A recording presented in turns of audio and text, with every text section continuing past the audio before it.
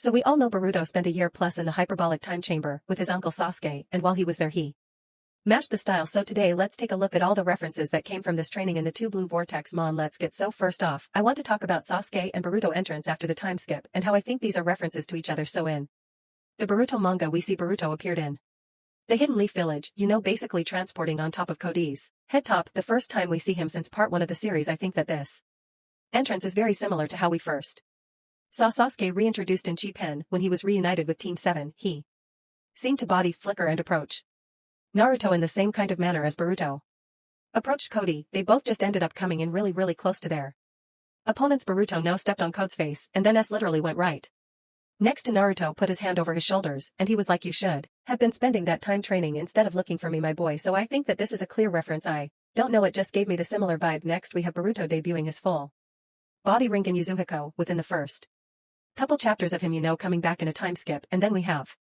Sasuke using the full body Chodi stream within the first couple times we see him and shitting. So I think that this is a clear similarity. This is definitely something that Sasuke taught Boruto in terms of just ninja theory when it comes to using your signature technique in a full body manner. So I feel like them both utilizing this variation of their technique within such a short period of being introduced again after the time skip is definitely a reference, because everybody associated Ringa Yuzuhiko with Shidori stream, so it's kind of a no-brainer. Third, one of the most iconic reference that we recently seen in the two blue Vortex manga is Boruto imitating Sasuke Rinnegan Heavenly Hand Power, a switch technique with his flying ring. So Boruto in the latest chapter got trapped by Mitsuki snakes, and he ends up moving his body in a way that he can send the sword flying out of the sheath, and he actually uses flying ring to teleport to the sword's location after it's in midair. So this is a similar combo that uses, except that he ends up switching places with the sword after he's thrown it towards an opponent or something, similar nature. So I feel like that's definitely a staple in Sasuke's style once he got the Rinnegan. So for him not to teach Boruto's a way that he can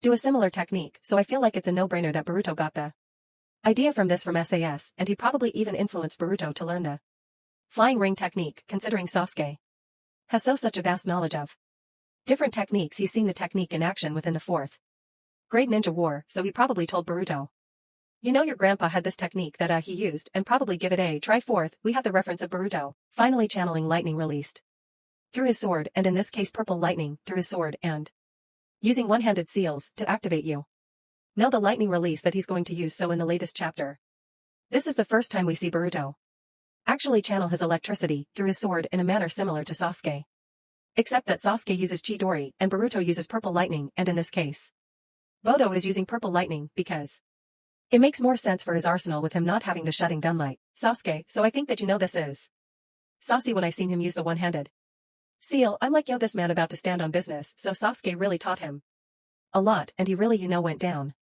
and hammered those skills, and while Sasuke got turned into a Pika mulch. Now the next reference we have is Boruto basically cutting through the enemy snake heads, or I think there was some sort of monster head with when Sasuke cut through Ayahiki technique, so basically just referencing that Boruto is slicing and dicing on the same capacity as his master Sasuke. It was a clear light bulb moment when I seen that Boruto was doing this in the manga. It just reminded me of that scene when he was fighting against Momoshiki's final form, and he had to cut through all the different. So now lastly, one of the other sour top 2 references that I've seen so far is Boruto standing upside down in midair. That's a goat moment for sure, and then Sasuke standing upside down, on top of the ceiling at the 5 Kage summit. I mean, all these parallels are crazy, because they both wanted criminals in a sense at this point in time. Sasuke at the 5 Kage summit, my boy is a criminal, he's going against the whole 5 great nations, so it's crazy that Boruto basically did this, but on a whole another level by floating in the air.